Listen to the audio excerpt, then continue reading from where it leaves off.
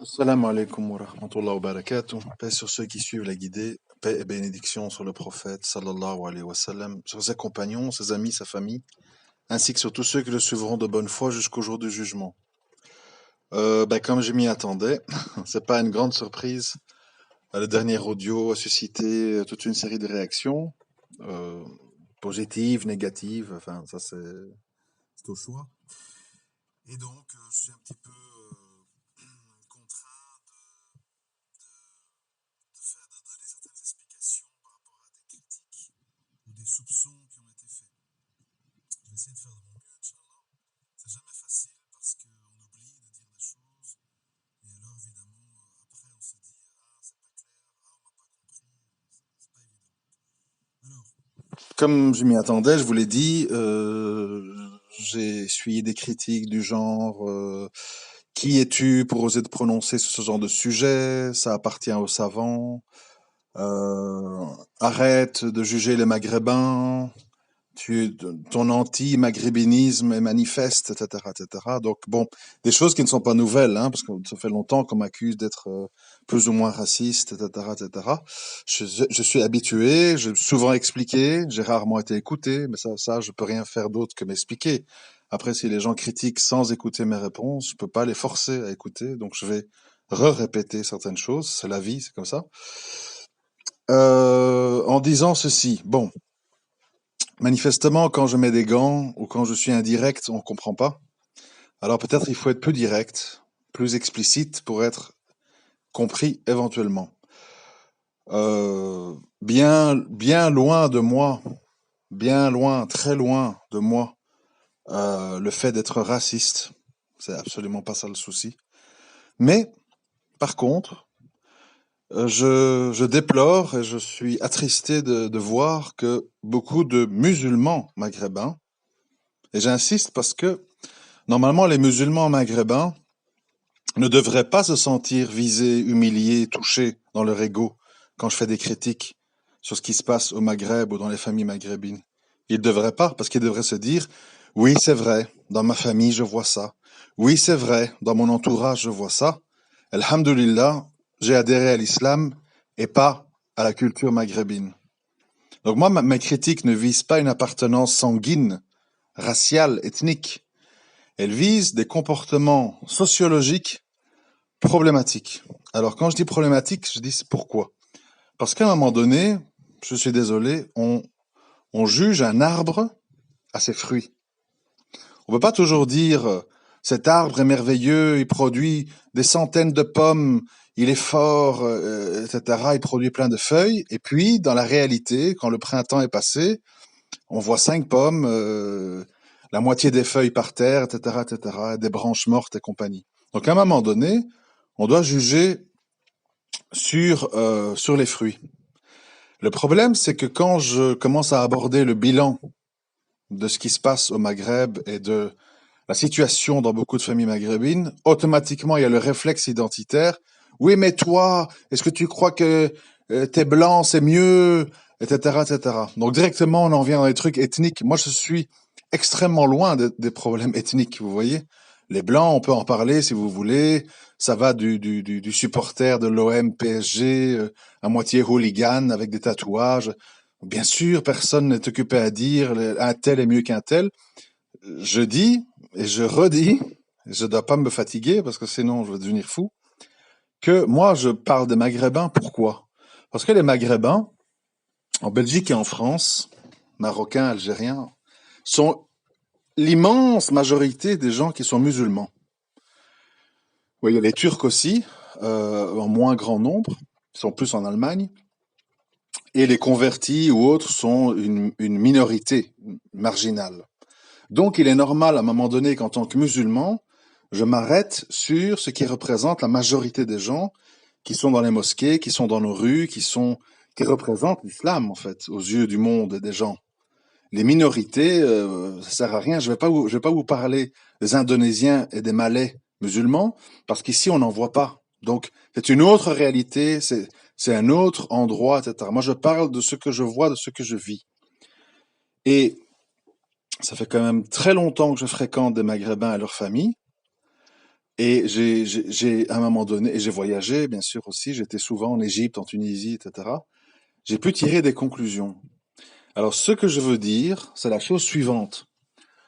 Euh, je suis convaincu, d'ailleurs, il y a des frères comme le frère qui édite le magazine Sarrazin, il insiste beaucoup là-dessus, l'histoire, les grands actes héroïques des musulmans, les grands savants, les grands combattants, etc.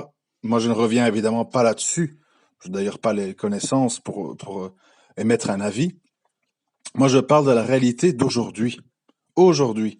Pas les histoires Cordoue, Andalousie, nous étions forts, nous étions beaux, etc. Tel berbère a fait ceci et cela. Bon, c'est très bien, si vous voulez, hein. Mais vivre dans le passé, c'est intéressant, mais ça a ses limites. À un moment donné, il faut voir notre réalité d'aujourd'hui. Et la réalité d'aujourd'hui,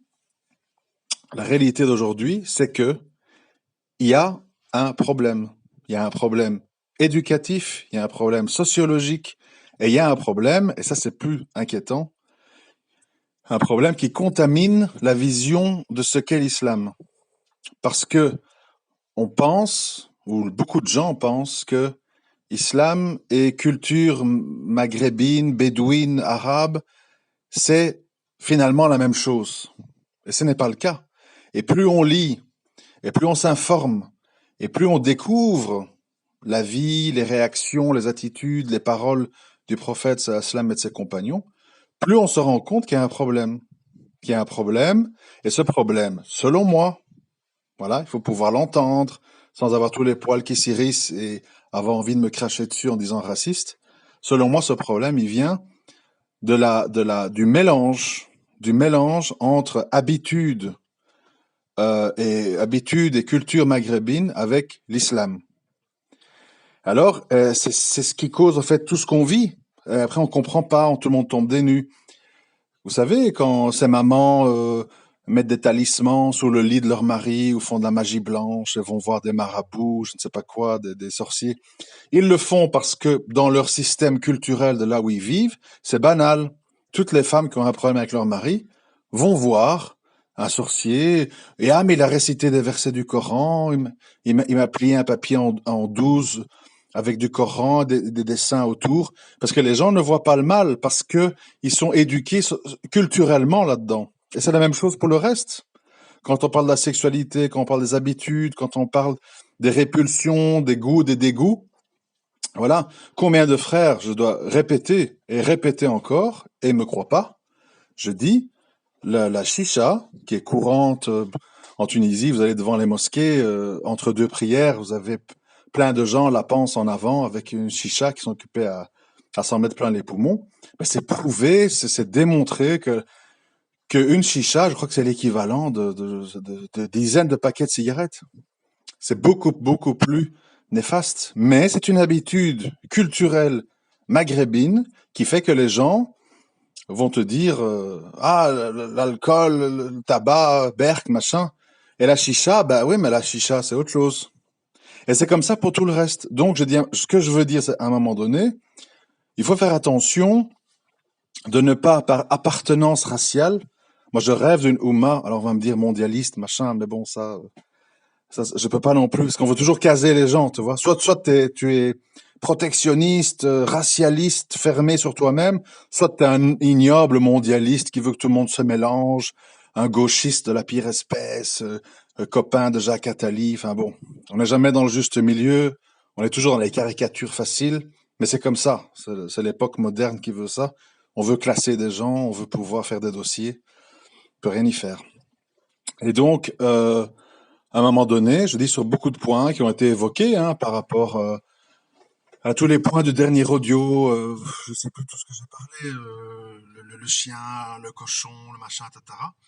Il faut à un moment donné, il y a certains qui le font, qui font l'effort, des gens d'origine maghrébine, qui font l'effort à un moment donné de dire qu'est-ce qui vient du Coran, qu'est-ce qui vient de hadith sahih, qu'est-ce qui vient de hadith douteux, et qu'est-ce qui vient de hadith faible, voire faux.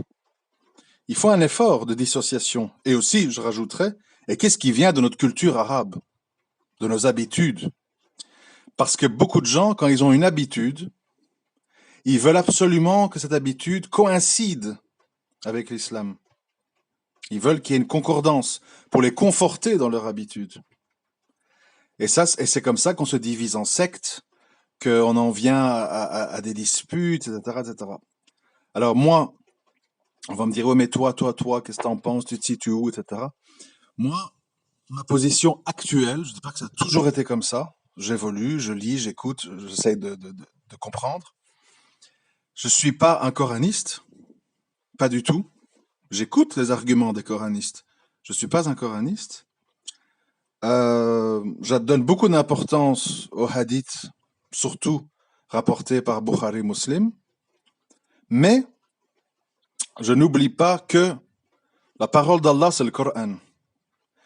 Et quand on se permet, en tant que musulman, de dire qu'est-ce qui est halal, qu'est-ce qui est haram, en dehors de versets coraniques, moi, je n'oserais pas. Qu'est-ce que je veux dire par là?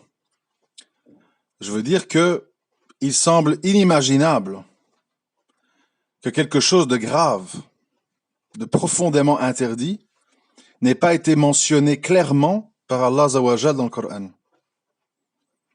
Et j'ai parlé avec des frères après mon audio. Ils m'ont dit oui, mais le chien, c'est comme le vin, c'est comme le riba, etc. Je dis non, c'est pas vrai. Je suis désolé, c'est pas vrai. Le vin, Allah, il en parle clairement dans le Coran, à plusieurs reprises. Le riba, on en parle à plusieurs reprises. L'usure, etc. Il y a toute une série de points qui sont mentionnés à plusieurs reprises, très clairement. Puis, il y a, d'où l'importance de la sunna, il y a des hadiths sur lesquels il n'y a pas toujours des consensus de validité, sur lesquels il y a donc, nous est rapporté des faits de vie, des tranches de vie du prophète Sallam et de ses compagnons, et qui sont parfois des hadiths presque en opposition ou qui vont ou qui collent pas. Enfin, je prends un exemple. Vous avez des frères de telle tendance qui me disent non, le prophète Sallam il a dit qu'il faut tuer tous les chiens autour de Médine, et puis après il a dit qu'il fallait tuer que les noirs, etc. Et puis vous avez l'autre qui vous dit ah mais un jour il y a un compagnon qui a vu un chien qui mourait de soif, il a été avec sa chaussure lui chercher à boire, et pour ça il ira au paradis. Vous imaginez, il y a de quoi s'y perdre. Donc je dis à un moment donné, il faut justement bien comprendre que quand on parle de hadith, on parle de choses liées à des moments déterminés et qui sont parfois variables. Vous connaissez tous ça, je ne peux pas rappeler plein d'histoires qu'on connaît tous. Par exemple, le moment où Imam al-Khattab a levé les peines corporelles parce qu'il y avait la misère, etc., etc. D'ailleurs, en parlant de misère, je voudrais faire une petite parenthèse.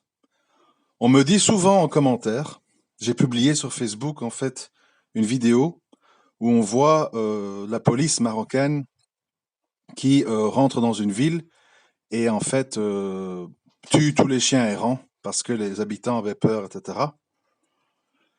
Et j'étais surpris en fait de voir qu'en commentaire beaucoup de gens riaient, disaient ouais mais quoi, les humains avant les chiens, pas de compassion. Et c'est là en fait vraiment que ça m'aide à comprendre le nœud de tous nos problèmes. C'est-à-dire que suivant notre vision des choses, on va mettre certains points très en avant. Ah, le pantalon, attention, qu'il pende pas. Ah, le hijab doit être comme ci, comme ça, mais pas comme ça. Et alors, il est pas chari, bon.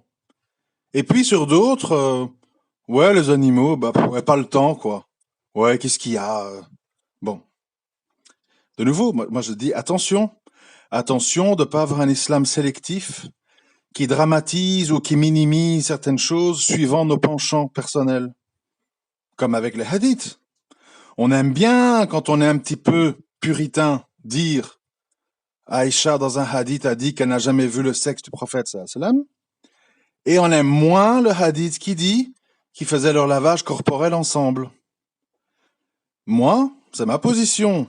On peut me cracher dessus, me traiter de tous les noms, c'est pas un problème, je suis habitué.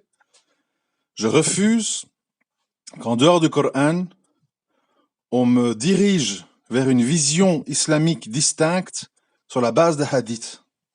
Surtout qu'il y a des hadiths qui vont dans plusieurs sens. Il faut dire, ce sont des faits.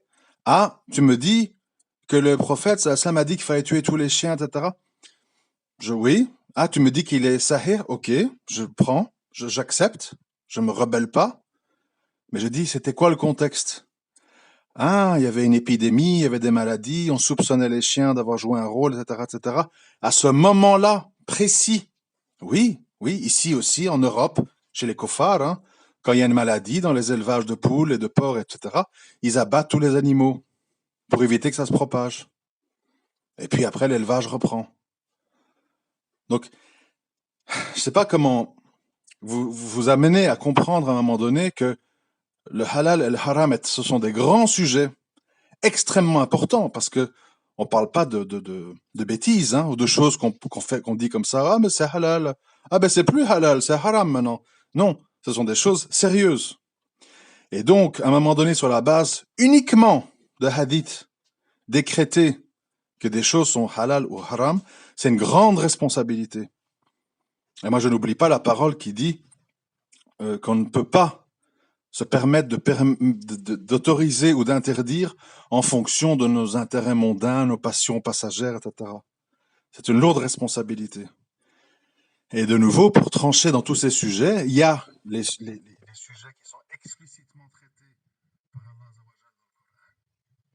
Il y a des sujets plus périphériques, plus temporaires, plus spécifiques qui sont, dont on parle dans les hadiths. C'est comme toutes ces disputes. Ah, mais pourquoi les Malikites, ils doivent pas mettre la main sur le cœur et prier les bras tendus, etc. Et les gens sont là, ils passent des heures à parler là-dessus, etc.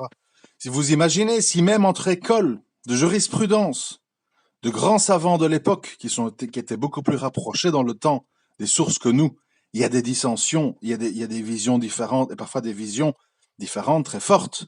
Je crois que c'est dans l'école Shafi'ite, à vérifier, où on dit la femme divorcée dispose d'elle-même. Autrement dit, on ne dit pas du tout ça dans les autres écoles. Hein. On ne parle plus de tuteurs, etc., etc. Donc je veux dire, il faut faire attention quand on dit halal, haram, tu es sorti de l'islam, mon frère. Il y a des gens, moi je leur parle, hein, je n'invente pas. Je vous avais parlé sur Facebook, je ne sais plus si c'est dans un audio, mais en tout cas sur Facebook j'en ai parlé. Il y a un frère qui est sorti du trafic de drogue après de la prison, etc., etc. Il a commencé à gagner de l'argent avec des chiens de garde, etc., qu'il élevait, sélectionnait et compagnie. Des gens de son quartier sont venus lui dire « Achit est devenu un koufar.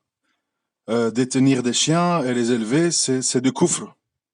Tu es un mécréant. » Et le frère est dans un désarroi. Il est sans diplôme, il a un grand, je sais pas comment on appelle ça,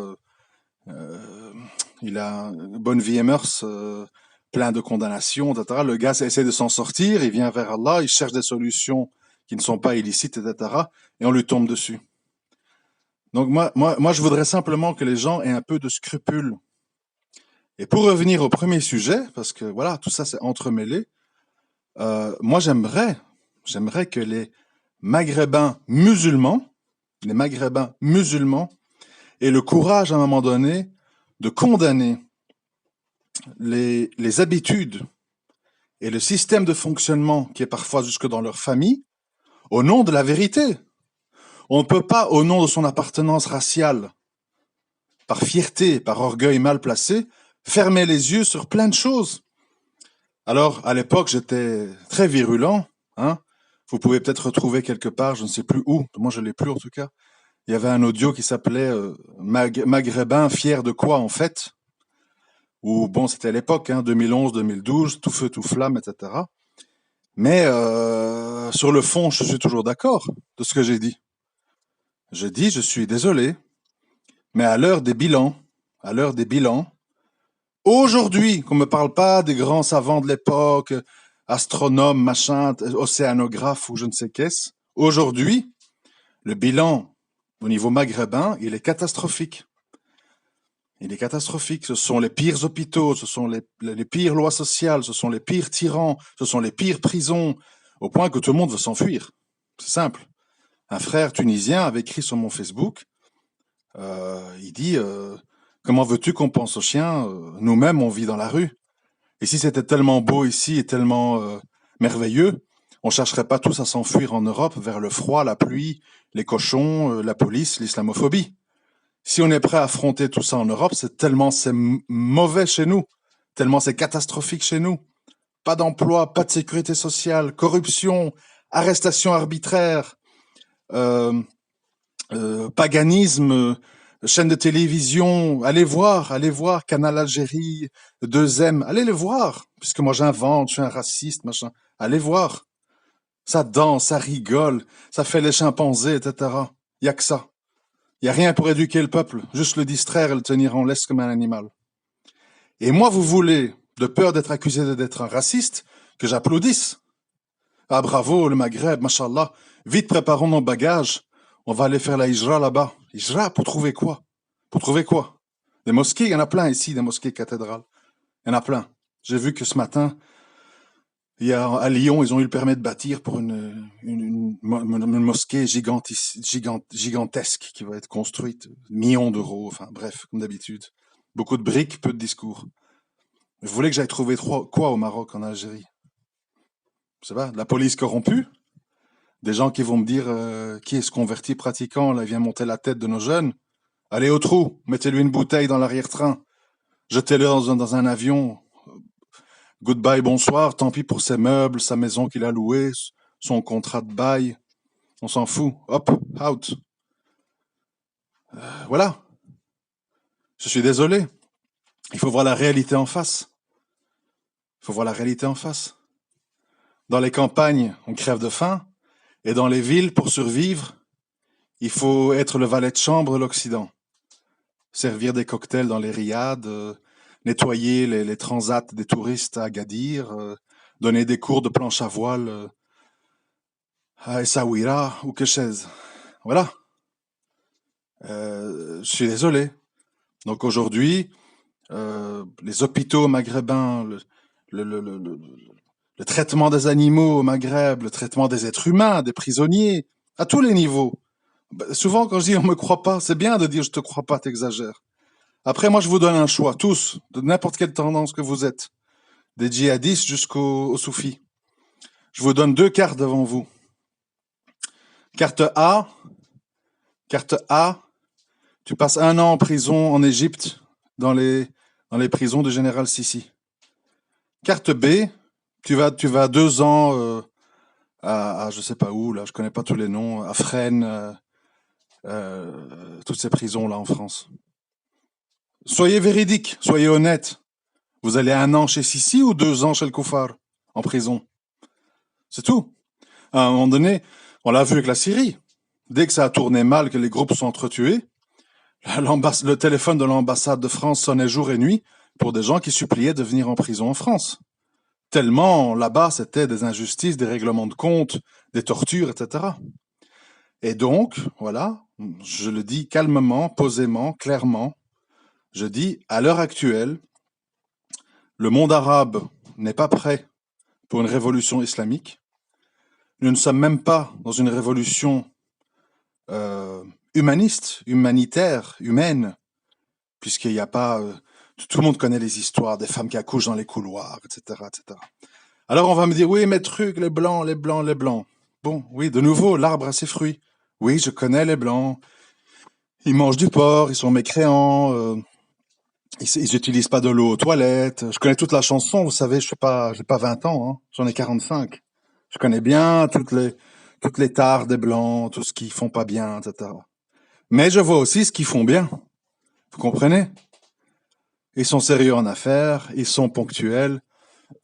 Allez ici, dans mon pays, la Belgique. Venez voir le Nord, chez les Flamands, les Germaniques. Il n'y a pas un papier par terre.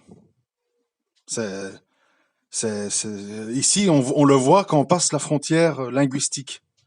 Tu passes du sud francophone au nord flamand, tu as l'impression que c'est un autre pays. Tout est en or, tout est peint, il y a des fleurs partout, par terre, tout est brossé, nettoyé, etc. Alors je n'idéalise pas, je dis pas c'est merveilleux, ils sont mieux que nous. Je dis c'est honteux. C'est honteux pour nous qui sommes porteurs d'un message de justice, de vérité, d'équité, de propreté, de rahma à tous les niveaux, qu'on soit les plus mauvais dans tout, dans tout. Qu'est-ce que nous produisons? Qu'est-ce que nous inventons? Qu'est-ce que nous apportons au monde? L'islam. L'islam. Moi, l'islam, je vous l'ai déjà dit. Je l'ai connu en 1993 parce que j'ai vu le film d'un koufar, noir américain, de Spike Lee, la vie de Malcolm X. Tous les maghrébins qui avaient autour de moi lors de mes études étaient dans le shit, draguaient les blondes dans les soirées et m'ont jamais parlé d'islam. Ils me parlaient de shit, de machin, de soirée, de coucherie, etc. J'ai connu l'islam à cause d'un mécréant afro-américain. Et après, j'ai approfondi avec ce qui était disponible en français, les cassettes vidéo VHS à l'époque d'Ahmed Didat et les conférences de Tariq Ramadan et Hassan Hussein.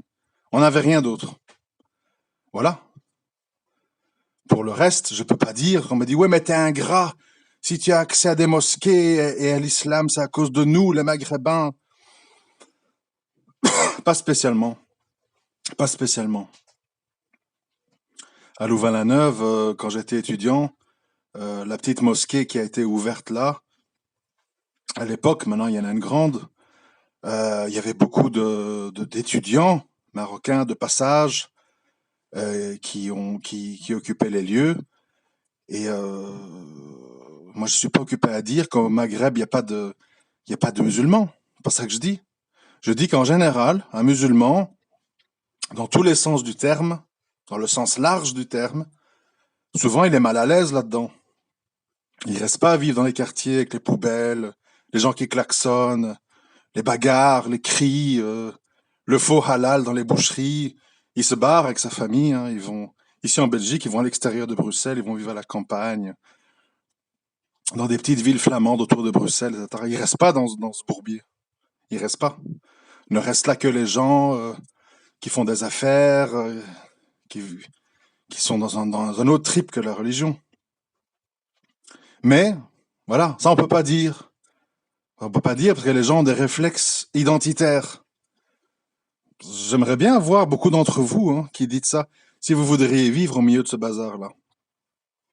Il y a beaucoup, ils parlent, mais après, ils sont bien contents quand ils peuvent louer un appart à l'extérieur, dans le calme, avec une petite mosquée propre, où il y a peu de gens qui vont, tout le monde est poli, tout le monde est bien éduqué, les gens sont bien contents.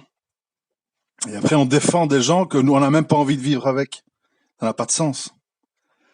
Donc, voilà, bon. Le problème, c'est que moi, je peux pas répéter des centaines et des centaines d'audios depuis 2008, imaginez-vous, pour expliquer ma position.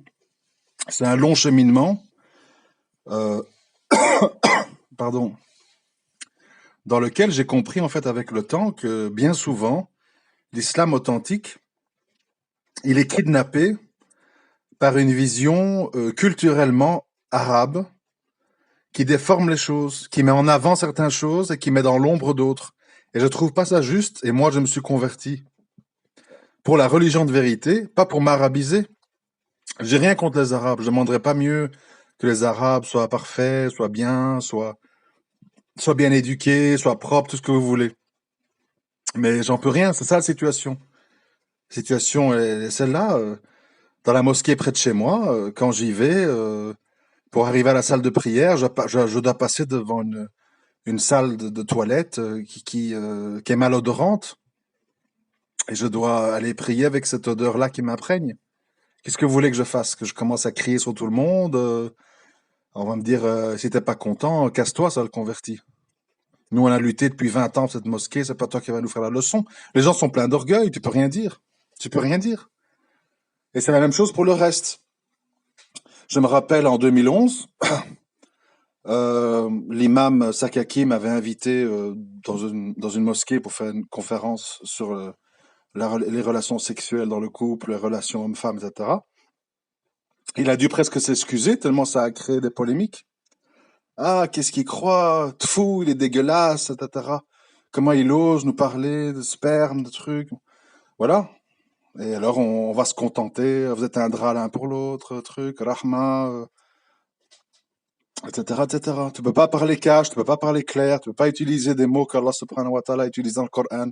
Si tu le fais, tout le monde tombe de sa chaise. Pourquoi? Parce qu'il y a la culture arabe qui prédomine et qui fait qu'il y a des tabous, qu'il y a des choses permises et pas permises.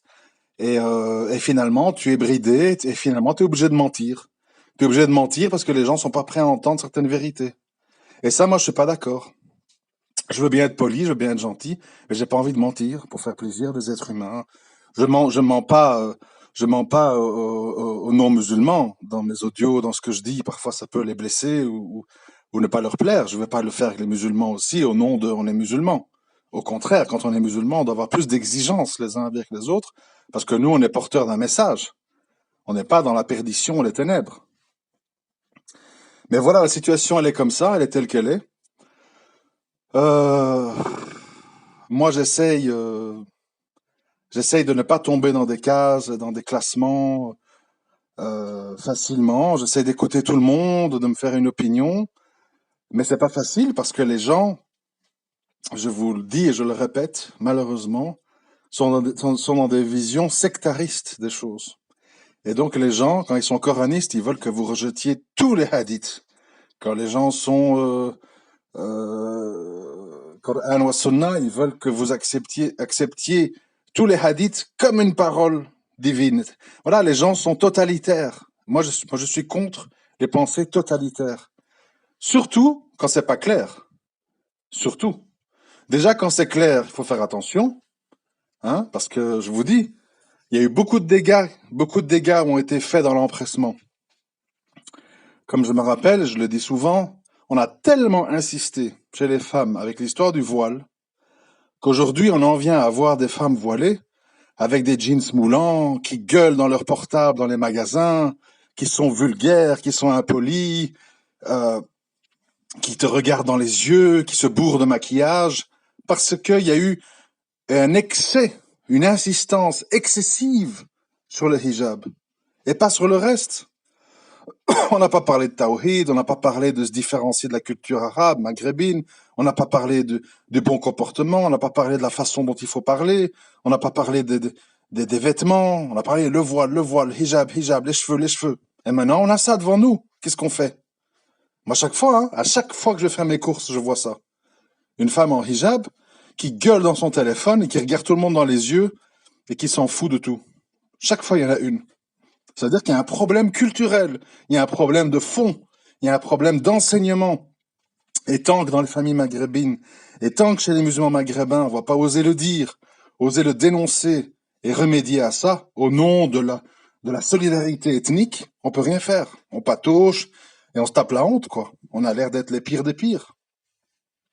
Après, on va dire que j'invente, que j'exagère. Moi, j'ai rien à gagner, je dis ce que je vois. Moi, je dis ce que je vois. Moi, je me suis enfui de Bruxelles. Enfui. Parce que voilà, pour plein de raisons, dont toutes celles que j'ai citées. Je vais vous laisser là parce que j'ai des problèmes de gorge en ce moment, donc ça devient un peu difficile. De toute façon, ça fait déjà plus de 30 minutes, donc j'ai déjà dépassé mon quota que je m'étais fixé. Ben, à très bientôt, Inch'Allah. Je vous remercie de m'avoir écouté. Assalamu alaikum wa rahmatullahi wa barakatuh.